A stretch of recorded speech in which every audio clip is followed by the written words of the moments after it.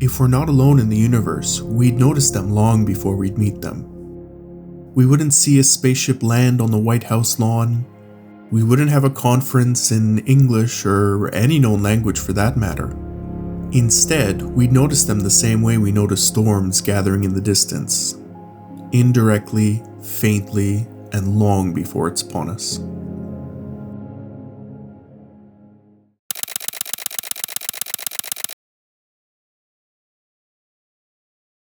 The most significant barrier when communicating with our potential galactic neighbors is something that tends to get glossed over. The universe is vast.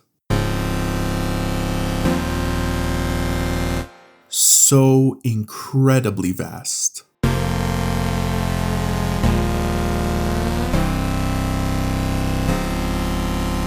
It is incomprehensible.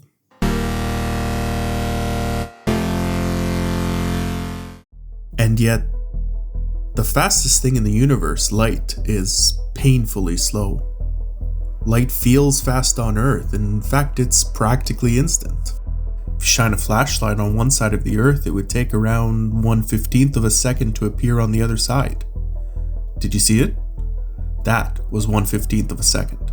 Blink and you'll miss it. But once you leave Earth, light crawls. A message sent from Earth to Mars would take around 4 minutes to arrive in the best circumstance, and 22 minutes when Mars is on the other side of the solar system.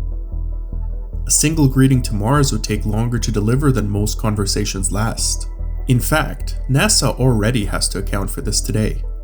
Mars rovers, such as Perseverance, can't be directed in real time with joysticks on Earth, and instead were built to be semi-autonomous.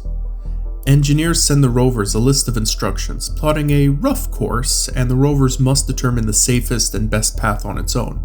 And that's just to our next door neighbor, basically just across the street. For stars that might harbor life, hundreds, thousands, or tens of thousands of light years away, we aren't talking to anyone in real time. We are engaging in archaeology.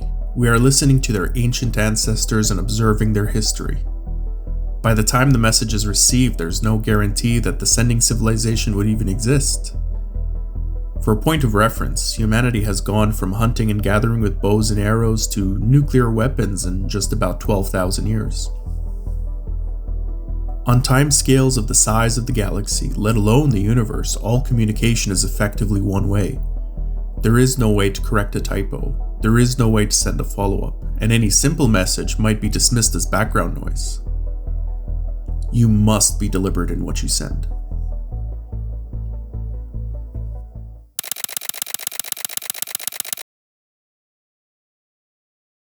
Humanity has long held its ears up to the cosmos for decades, trying to find those deliberate messages.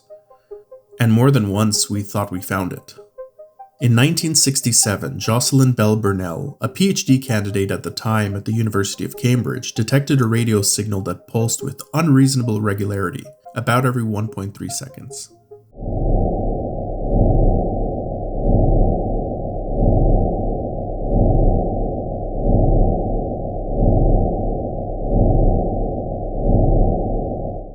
It was so precise that the signal was labeled as LGM-1, short for Little Green Men, as the source was briefly suspected to be of extraterrestrial origin.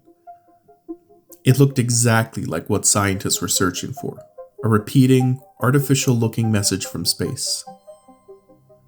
Then, multiple other similar signals were detected coming from different parts of the sky. It turned out that nature is a lot stranger than we once thought. When massive stars reach the end of their lives, they go supernova. This collapse crushes the star's core, turning the star into a neutron star. Some neutron stars spin, spewing large amounts of radiation in the form of radio waves, X-rays, and gamma rays from their magnetic poles. You could think of them like how, on Earth, we have lighthouses, which spin a light around. LGM-1 was recategorized as a pulsar, and Jocelyn Bell Burnell would later be recognized as one of the discoverers of pulsars. And even decades later, with more advanced technology and better understandings of the cosmos, we continue to get fooled by noise. At the Parkes Observatory in New South Wales, Australia, regular fast radio bursts were discovered and initially suspected of coming from outside of the Milky Way galaxy. But upon further investigation, the culprit was determined to be a microwave, leaking interference when the microwave door was opened prematurely. Even if we can rule out natural phenomenon, background noise, and kitchen appliances, we still face another hard problem.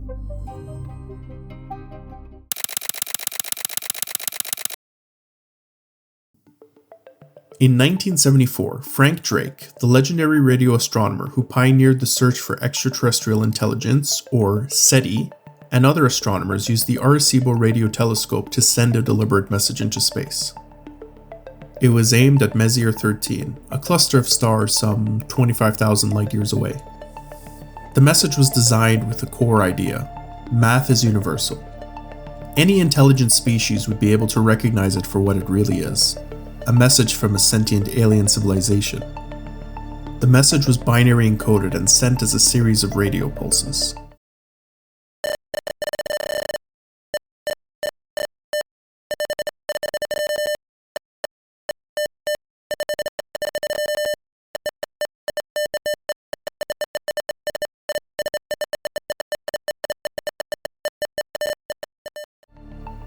But could you figure out what it said? Even humans struggle to interpret the Arecibo message.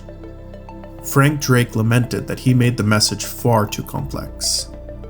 When Drake tested his message on several prominent scientists and Nobel Prize winners, none could fully decipher it. That's because the message assumes a lot, even for us. It assumes that whoever would decode the message understands that it's a two-dimensional image, with the sides being the prime factors of its message length. It assumes that the message was decoded in the correct order. It assumes that whoever interprets the message interprets the symbols the same way that we do. And those symbols require some creative interpretations. The bits at the top are in binary, but include a marker signifying when a number begins. The double helix and human figure are recognizable to us, but to the left is the number 14 encoded in binary. When multiplied by the wavelength of the message, 126 millimeters, you get 1,764 millimeters, or around 5'9", the average human male height. But without knowing to multiply by the wavelength of the message, the number is meaningless. And for non-humans, the list of assumptions grow longer. What if these aliens don't experience reality visually, only through touch or sound? What if they don't use language the way we do, or don't use symbols the way we do? We never sent a universal message. What we sent was a human one. Any message we receive will likely just be as culturally encrypted. For a more down-to-earth example, ancient hieroglyphs are a perfect reality check for how hard decoding really is. Hieroglyphs were being written in stone as early as 3200 BC. For millennia, Egyptians used them to record history, religion, laws, and daily life. But over time, Greek and then later Arabic became the dominant languages and cultures, and by around the 4th century AD, knowledge of how to read hieroglyphs faded away. For more than 1,000 years, people could see hieroglyphs carved into stone, but understood nothing. Some scholars thought they were purely symbolic, and others thought that each symbol represented ideas, not sounds or words. It was only from sheer luck that the Rosetta Stone, a stone slab written in Greek, Demotic, and hieroglyphs, were discovered in 1799 during Napoleon's campaign in Egypt. Greek was well understood, and Demotic was partially understood, but it still took more than 20 years to decipher that hieroglyphs weren't purely symbolic. They were instead a mix of sounds and ideas. From the time the ability to read them was lost to the time we could read them again was 1400 years. But this is the key difference. Hieroglyphs were created by humans, written by humans, for humans, on Earth, with shared biology, shared understanding of symbols, shared senses, shared reality. No alien message would ever come with a Rosetta Stone. One day we might detect a signal we know isn't natural. We'll know it came from intelligence, and we'll know we're not alone. We'll know they exist, but we might never know what they said.